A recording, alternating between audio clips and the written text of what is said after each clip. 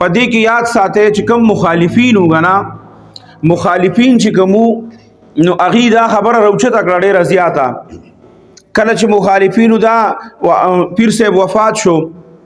نو دا خبره روچته کړه چې دا جهنمی دی او جهنم ته لاړ نو ته دا یو انسان په دنیا کې چرته دا خبره کول شي داغه د جنت او د جهنم فیصله ته چرته کول شي دا تعالی چا حق درکړی دی چې ته د هغه د جهنم او د دوزخ او د جنت فیصله وکې دا هغه په باره کې چې کوم پوسټونه او کوم عجب خلکو استعمال کړي د مرګ نه بعد زمونږ داري د هر مکتب فکر خلک وفات شوي دي باقاعده مونږ ورته دعا کوو چې الله مغفرت نصیب کړي خو چا پسې د مرګ نه بعد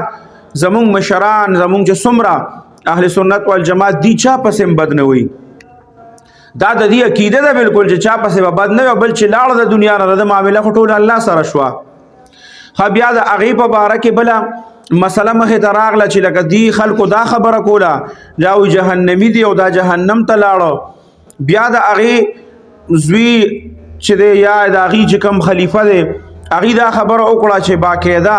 هلته کې مولانا زیشان صاحب د په جنګ کې د هغې نه دا خبره کنفرم کړه چېرې دا ما نم پکې چا تپوس وکړو ما ته وویل چې دا څنګه خبره ده چې د پیر صاحب د قبر نه خوشبویي روانه ده خوشبویي تیزي نو د هغې تصدیق بیا د هغې خلیفه چې کوم دی هغې مو کو او هلته مولانا زیشان صاحب چې په جنګ کې و نو هغې هم د دې تصدیق وکړو چې بالکل مونږ چې کله هغه قبر هغه د پاسه ساده لیو کړی دی نو چې مونږ جوړو نو هغه باقاعده زما د لاسو نه 2-3 غنټې بیا خوشبو تله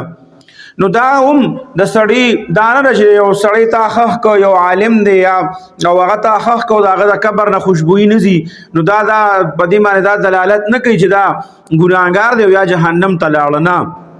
او دا هم یاد ساته دا خوشبوئی چیزی یا دا خوشبوئی دا ټیک دا زمونږه بنور ټاون دا لیکلي دي په خپل فتوا کې دا لیکلي دي باقاعده چې ټیک دا یو داسې اشاره ده د انسان لپاره د دنیاوي انسانانو لپاره یو اشاره ده چې دا سړی چې دا نیک عمل او سنت تو خیال به ساته د به د سنت اتباع کول نو د هغې د وجې نه د دنیاوي خلکو ته دا پته لګي چې د قبر نه خوشبویي را روانه ده او دا داسې ډېر علما کرام او بزرګان د هغې په باره کې راغلي دي چې دا قبر نه د هغې خوشبویي تله خو به هر حاله خو د هغې خو پیر صاحب سره څه نشته ځکه چې دا بار خلک دي که هغې محسوسوي او هغې د دې ګواهي ورکوي نو هغه هر څه خو د هغې په سر باندې او د هغې غاړه به بندېږي په هغې سره هغې کې خو د نور چا څه کار نشته نو دا داسې خبرې چې د دې نه اجتناب پکاري خاص طور باندې چې کله یو انسان د دنیا نه لاړه